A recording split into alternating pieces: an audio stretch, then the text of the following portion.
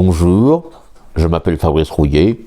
Je suis l'initiateur d'un périple à vélo que j'ai baptisé le Voyage Eugénie, en hommage à l'impératrice des Français, et qui consiste à relier Berck dans le Pas-de-Calais à Biarritz sur la côte basque, en vélo à bras, à travers les pistes cyclables, avec l'équipe du Voyage Eugénie, qui sont mes accompagnateurs et que je remercie. Nous avons défini 4 valeurs à la philosophie du Voyage Eugénie, qui sont le sport, puisque j'ai imaginé une traversée transversale de la France, de la Manche à l'Atlantique, l'écologie, puisque mes accompagnateurs et moi-même, avec l'équipe du Voyage Eugénie, nous utilisons des vélos et des tandems dépourvus de moteurs électriques auxiliaires, donc respect total de l'environnement. La culture, puisque nous visitons des sites historiques et des musées en cours de route, comme nous l'avons fait en 2023.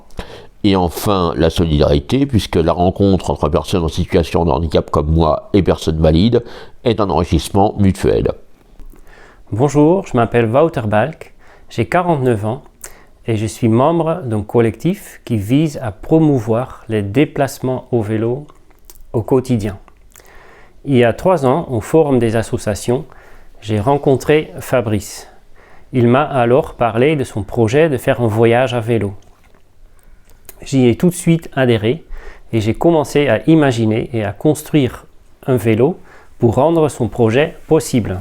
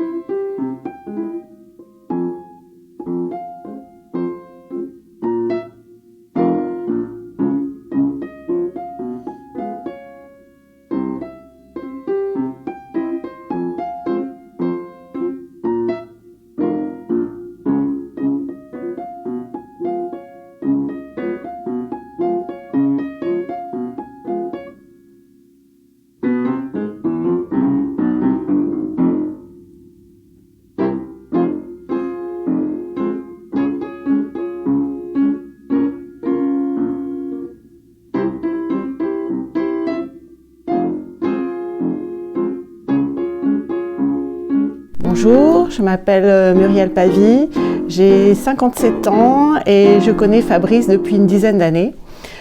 Fin 2022, j'ai eu l'occasion de le voir et il m'a présenté ce qui me semblait à l'époque un rêve, son projet de voyage à vélo, et ce rêve est devenu un véritable projet qui donc lui permet de se déplacer à vélo en autonomie avec un groupe de bénévoles et d'accompagnateurs et de découvrir ainsi de nouveaux lieux et de les faire connaître.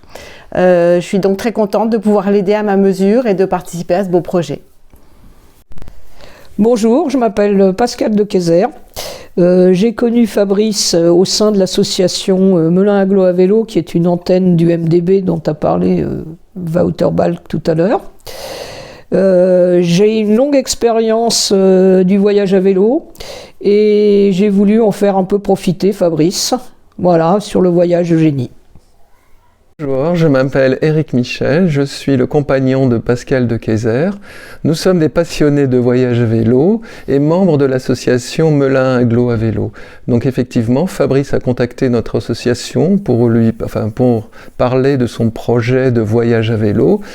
Et donc ça a tout de suite emballé Wouter, qui nous a sollicité un peu pour accompagner Fabrice pour s'entraîner un petit peu à la pratique du vélo.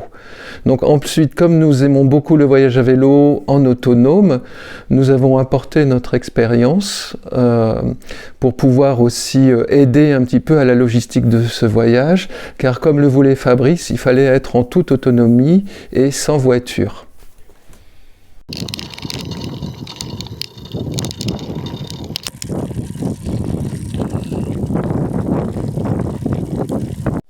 Bonjour, je m'appelle Raphaël Ségéraire, je suis également membre de l'association Melun-Aglo à vélo.